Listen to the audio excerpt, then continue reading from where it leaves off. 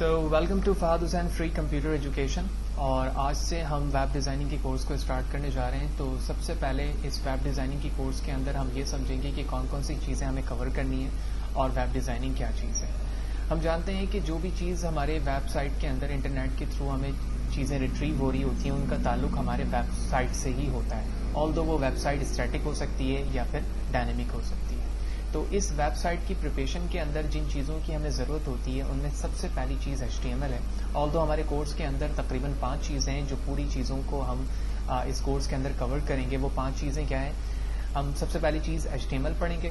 HTML کے بعد CSS کے بعد جاوا اسکرپٹ, پھر Bootstrap, jQuery and finally ہم AngularJS ڈسکس کریں گے.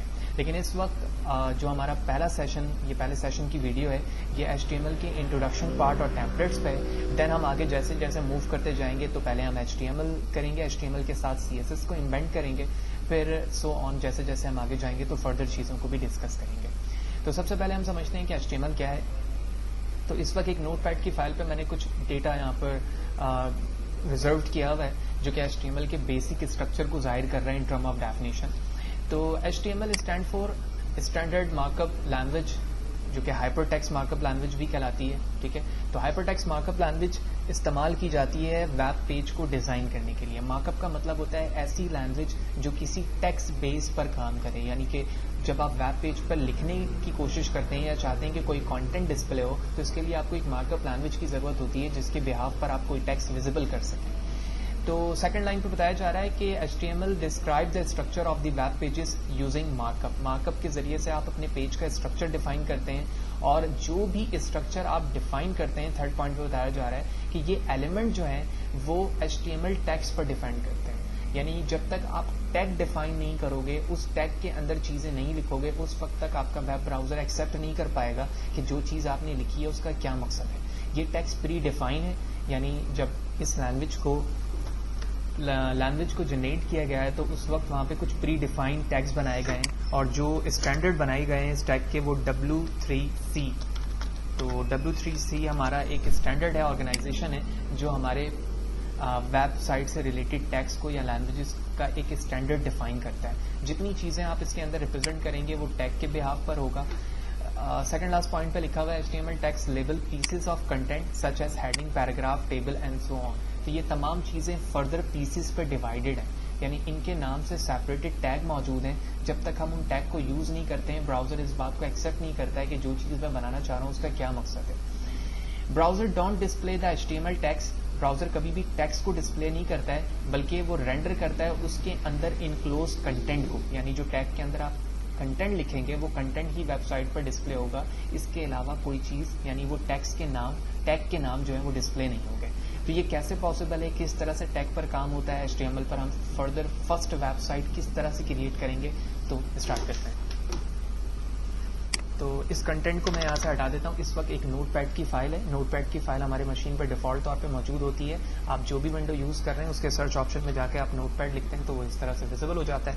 یہ آلریڈی میں نے اوپن کیا ہوا ہے اور جو کانٹینٹ لکھے تھے وہ میں نے ڈیلیٹ کر دیا. تو لہٰذا HTML5 کا اسٹینڈرڈ ہم یوز کر رہے ہیں تو اس کے ٹیمپلیٹ کو بنائیں گے, اس کے بعد فردر ہم کام کریں گے. تو سب سے پہلے میں اینگل بریکٹ کے ساتھ سائن آف ایکسکلیمیشن لکھنے کے بعد ڈاک ٹائپ لکھوں گا اور اس کے بعد HTML.